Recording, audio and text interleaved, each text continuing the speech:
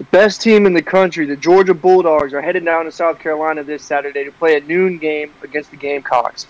Two teams that are in different places as far as their program goes, but is South Carolina going to have what it takes to pull out an upset this weekend?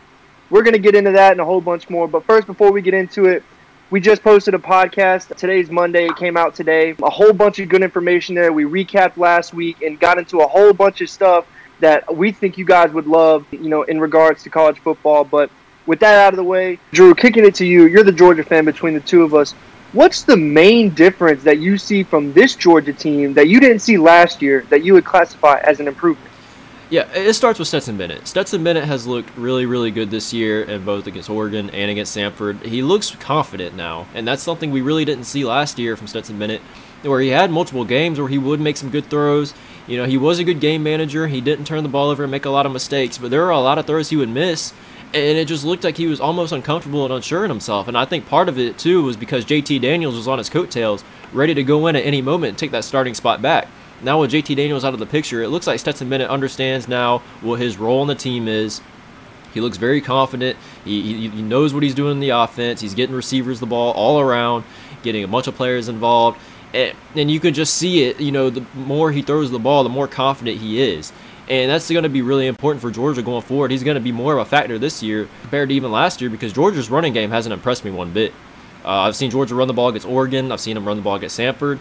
And Kendall Milton and Kenny McIntosh are definitely no Sony Michel, Nick Chubb duo. Now, I do like Kendall Milton. I think he needs more touches. He has, looked good at times.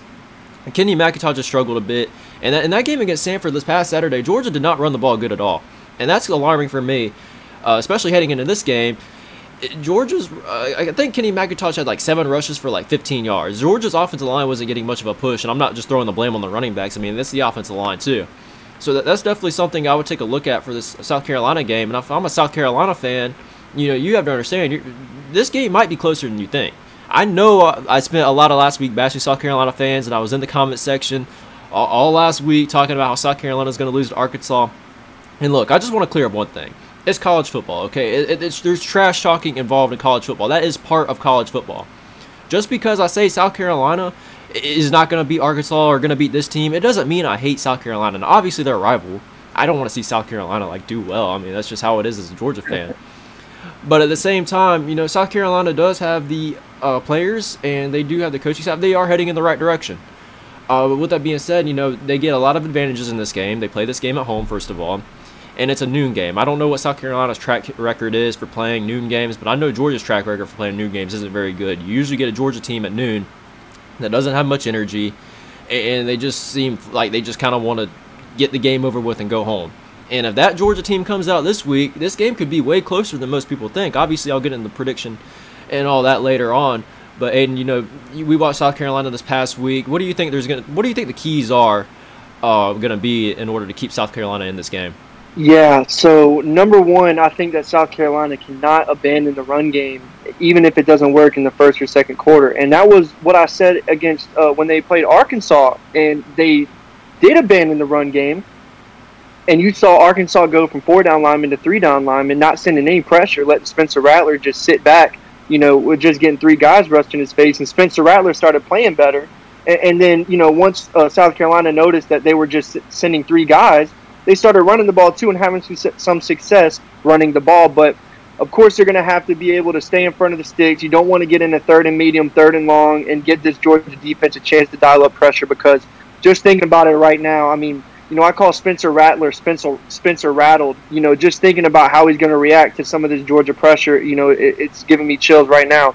As far as South Carolina's defense goes, they did suffer a handful of injuries last week against a very, very physical Arkansas offense. So they're going to be limping into this week defensively. And, like you said, the passing game for the Georgia's offense has stepped up tremendously. So I want to see how the South Carolina DBs react and how the defensive coordinator reacts to sending pressure. And, they're going to have to stuff the run. This is going to be a very, very tall game, but they're going to have to try and keep the ball away from Georgia for as long as they can, and just, keep their defense, keep Georgia's defense on the field, and keep the ball away from Stetson Bennett. And I agree with what you said 100%. Both of us last year, I think, were, at the beginning of the season, were on the JT Daniels train. And I know you were, as a Georgia fan, you were definitely on that train. But we both, came and kind of realized what Stetson Bennett is and, have seen his development. And Knox was talking about this in the podcast. Stetson Bennett has had all year with this number one group.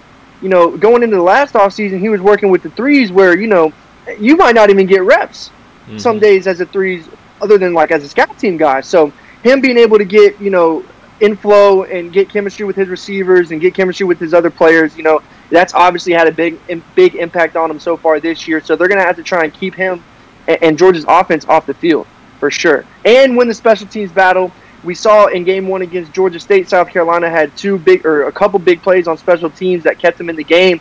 They're going to have to do that. They're going to have to win every single facet of the game to be able to pull out a win. Yeah. And, everyone's going to recall the 2019 matchup between Georgia and South Carolina, where South Carolina went down to Athens and beat Georgia.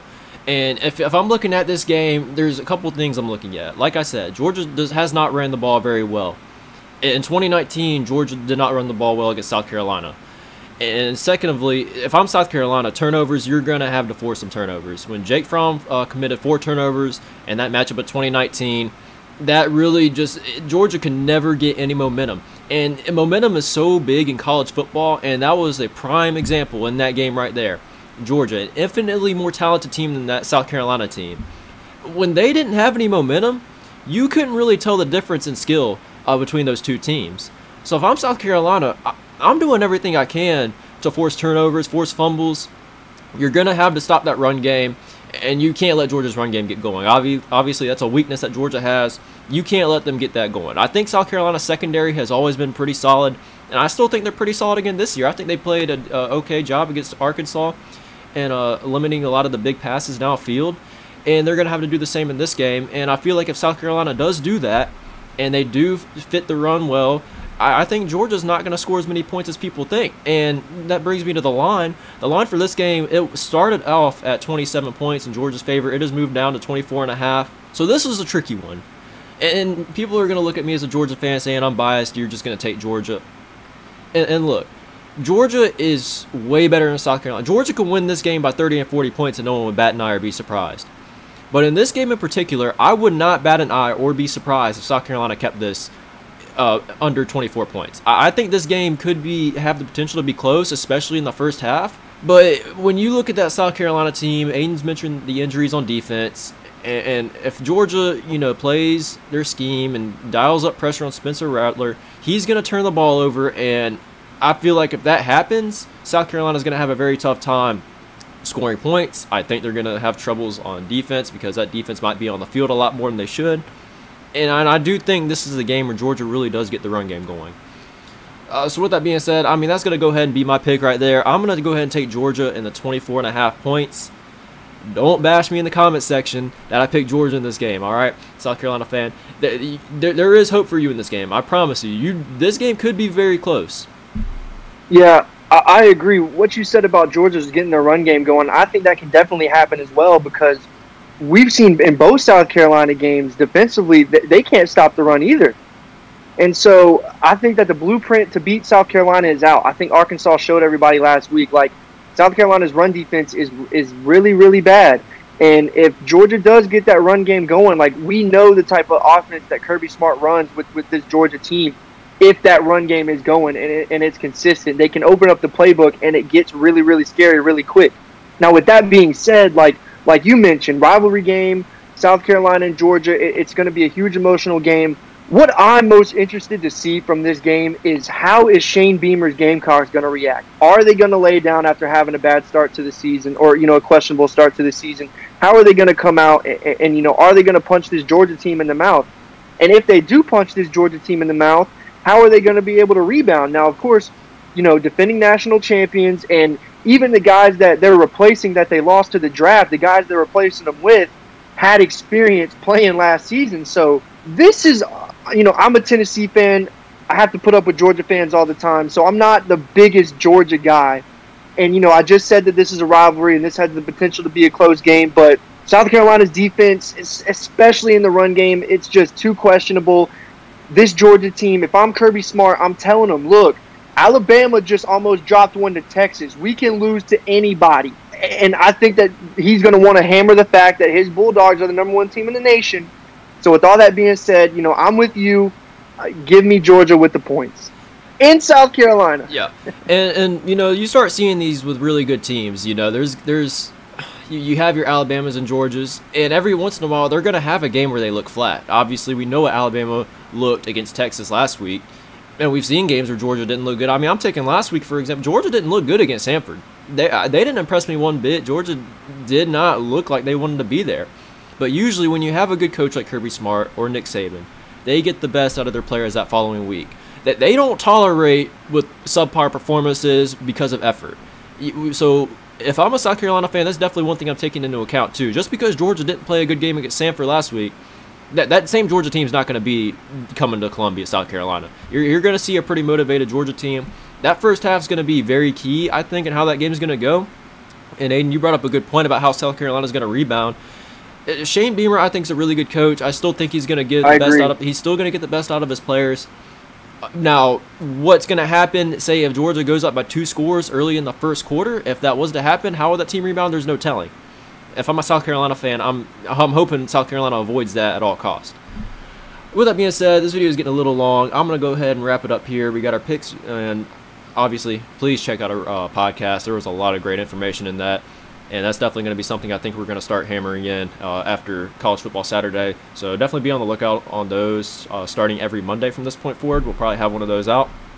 And definitely leave your feedback on what you think we could improve on. Is there some parts of it that you like and you want us to keep in? Just let us know in the comments below. We always love seeing what you guys have to say. But that's going to be it for this video, guys. We'll see you in the next one.